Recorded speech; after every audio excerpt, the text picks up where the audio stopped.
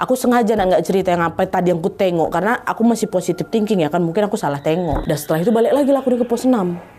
Tapi begitu hari sudah memasuki pagi, sebelum mengakhiri shift jaga malam ini, Nat, aku tuh masih penasaran sama kejadian tadi malam. Akhirnya aku ketemuin lah si Riko. Ku tanya, "Ko, semalam kok ada ke pos 6 nggak?" Katanya. "Nggak ada, Yan. Malah semalaman aku nggak kemana-mana loh. Aku juga nggak piket keliling. Dan Ru yang keliling. Aku nggak boleh ninggalin pos." "Ngapa memang?" Katanya. "Oh nggak apa-apa, tanya aja." Kata gitu. Sebenarnya di situ Ian mulai nggak enak hati sama kejadian tadi malam. Cuma ya namanya juga orang kerja malam kan. Kadang-kadang kan memang hal-hal janggal lu suka dipaksa dianggap capek. Suka dipaksa dibilang salah lihat atau halusinasi sesaat kan. Makanya aku ya udahlah kayak gitu. Padahal rupanya kejadian tadi malam itu hanya permulaan dari kejadian yang tidak akan pernah Ian lupakan seumur hidupnya. Masuk di besok paginya, Ian dan sama Riko sama-sama masuk shift pagi. Semuanya berjalan normal, nggak ada tanda-tanda aneh, aktivitas jaga juga biasa aja. Setelah shift pagi selesai, mereka briefing seperti biasa. Nah, di sini ternyata ada 2 anggota dari tim shift malam yang nggak bisa masuk. Karena personel kurang, dan Ru akhirnya nunjuk aku sama si Riko, nunjuk Ian sama si Riko untuk lanjut lembur malam. Dan Runya juga ikut lembur juga. Mau nggak mau, yalah Pak, nggak apa-apa, lembur ya kan. Di malam itu gantian Ian ke bagian jaga di pos 1 sama dan Ru sama Pak Eko. Terus ada 2 security perbantuan yang memang masih training. Sementara si Riko ada di pos 6 sendirian. Gantian nih, Riko yang di pos 6. Sekitar jam 9 atau jam 10 malam, Pak Eko ngajak si Ian keliling pakai mobil patroli untuk ngecek pos-pos. Mereka ke pos 2, pos ini, pos apa. Mereka sempat berhenti juga di pos 6, tempat si Riko jaga. Kondisi waktu itu masih aman, Nat. Riko juga kelihatan santai, dia lagi ngopi sambil dia dengerin musik dari HP dia, ya kan. Dah kami nyampe sana ngobrol bentar lah. Nggak ada pembicaraan penting sebenarnya, Nat. Tapi sebelum pergi, Pak Eko atau Danru ini sempat bilang, "Kok malam ini lebih waspada aja ya," kata dia kayak gitu. "Oh siap Danru," katanya. Riko santai lah jawab kan. Kok tumben Pak Danru ngomong kayak gitu. Biasanya dia nggak pernah sampai kayak gitu. Hati-hati ya malam ini, nggak pernah. Dalam hatian cuma ngomong kayak gitu. Tapi ya udahlah. Abis itu Ian sama Pak Eko balik lagi lah patroli dan kembali ke pos depan. Sementara si Riko sendirian di pos 6. Sekitar menjelang jam 12 malam, gantian Ian yang izin keluar untuk beli makan. Waktu itu Danru nitip nasi goreng sama aku, Nat. Terus aku juga sekalian kontak semua pos lewat HT untuk nanya ada yang mau nitip makan juga nggak gitu.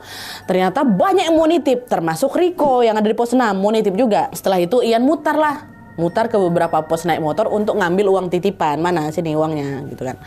Nah, pos terakhir yang dia datangin itu ya pos 6 ya kan, tempat si Riko jaga. Di situ Ian sempat bilang, "Kok kayaknya makanannya agak lama lah. Ini anak-anak pada nitip semua soalnya." Dibawa bercanda sama si Riko, "Nan, sekalian buka warung aja kok. Banyak yang nitip kan." Udah aman kata kayak gitu. "Makasih ya Ian ya, hati-hati," kata si Riko. Dah habis itu ya sabar ya. Aman. Habis itu Ian pun berangkat lah beli makan lewat jalur belakang residence. Yang memang biasa dipakai kalau tiap kali mau beli makan, Nat, karena jalannya memang lebih dekat ke warung. Nanti baliknya juga lewat jalur belakang lagi. Jadi residence itu ada pintu depan, pintu belakang gitu kan.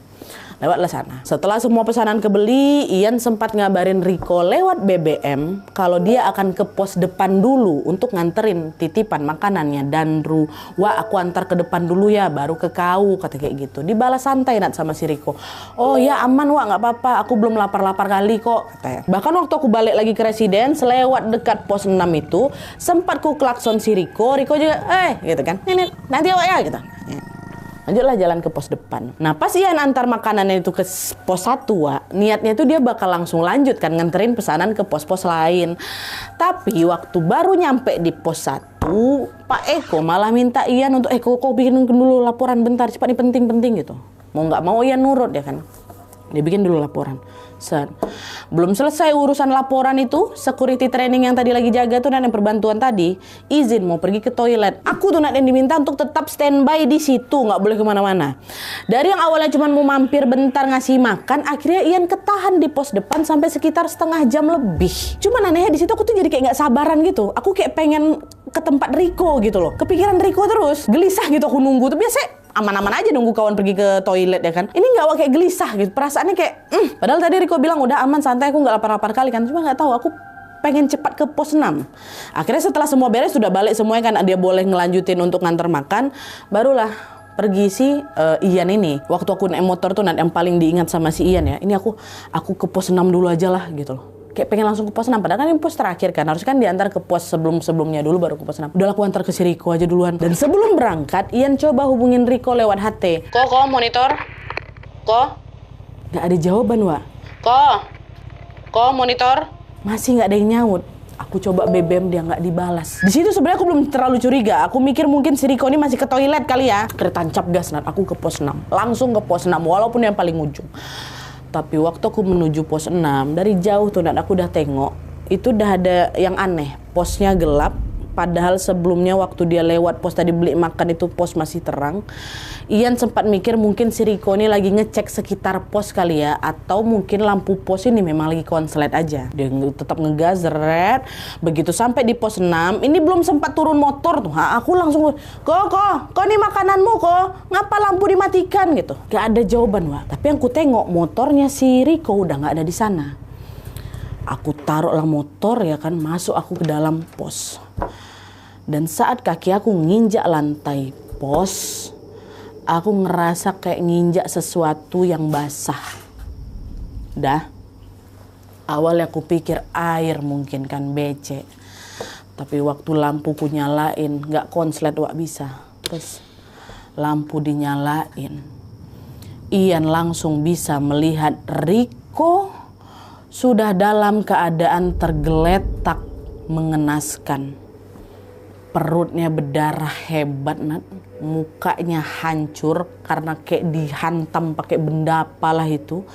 Dan motornya udah gak ada. Motor yang baru semingguan dia beli itu udah gak ada. Yang Ian injak barusan tuh bukan air, Wak. Darah sahabatnya sendiri. Bisa kalian bayangkan sesyok apa sih Ian waktu itu? Riko! Astagfirullahaladzim. Histeris langsung si Ian di situ kan. Dia berlari ngedekat si Riko. Dia panggil, Ko bangun. Dia berharap apa yang ku tengok depan mataku tuh salah, Nat. Makin aku tengok, makin lekat-lekat ku pandang itu memang si Riko tuh, Wak. Riko lemas, aku langsung astagfirullah.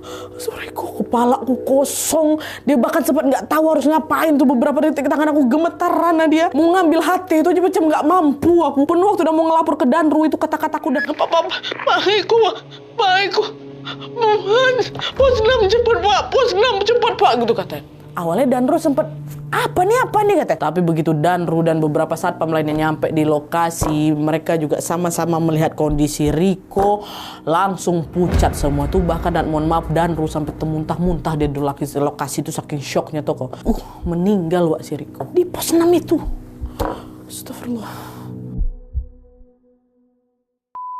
Setelah itu lokasi langsung ramai, polisi datang, tim medis datang, dan area pos 6 tuh langsung dipasangin garis polisi. Sementara Ian, karena menjadi saksi pertama dan satu-satunya yang menemukan jasad Riko di lokasi, dia langsung dibawa ke kantor untuk ditenangin dulu. Ada apa sama Riko, Wak? Riko kenapa? Riko jadi korban begal, Wak. Motor yang baru dia beli dari usahanya sendiri itu hilang dibawa pelaku. Polisi menduga kalau waktu kejadian Riko tuh kayaknya sempat berusaha ngelawan, tapi karena pelakunya diduga lebih dari satu dan bawa senjata pula, makanya Riko lumpuh gara-gara itu, nggak bisa tertolong. Dan polisi juga menduga kalau si pelaku ini udah cukup lama ngamatin area belakang residence itu, Wak. Soalnya kan bagian itu tuh memang gelap, sepi dan memang jauh dari aktivitas penghuni. Apalagi di situ baru ada rumah-rumah yang baru setengah jadi, sehingga pergerakan si pelaku malam itu nyaris nggak menarik perhatian siapapun. Nah kebetulan dia tengok si Riko lagi sendirian di situ, kondisi juga udah lagi tengah malam, diapain ya si Riko? Ketangkap pelakunya, ketangkap. Tapi setelah butuh beberapa waktu lah untuk pencarian orang ini. Kita nggak usah soal si pelaku biadab ini, kita lanjut ke kisahnya lagi. Kepergiannya Riko tentu bikin seluruh tim security terpukul kali kan, Wak. Karena mereka sadar kalau kejadian yang menimpa Riko itu bukan kecelakaan biasa. Teman yang beberapa jam sebelumnya masih ngobrol dan masih bercanda, ternyata nggak bisa pulang dari shift malamnya, Wak. Sementara Ian sendiri, Wawak kita ini waktu di malam kejadian nggak langsung diizinkan balik ke kos, Wak. Kondisinya waktu itu betul-betul drop, dia betul-betul trauma berat. Baru besok harinya dia dimintai keterangan lebih lanjut di Polres. Pemeriksaan si Ian berlangsung selama berjam-jam, dan tentu saja banyak sekali pertanyaan yang bikin dia makin tertekan lagi. Karena bagaimanapun aku tuh saksi tunggal kan ya, aku yang nengok, aku yang nemuin pertama kali. Tapi ya jelas setelah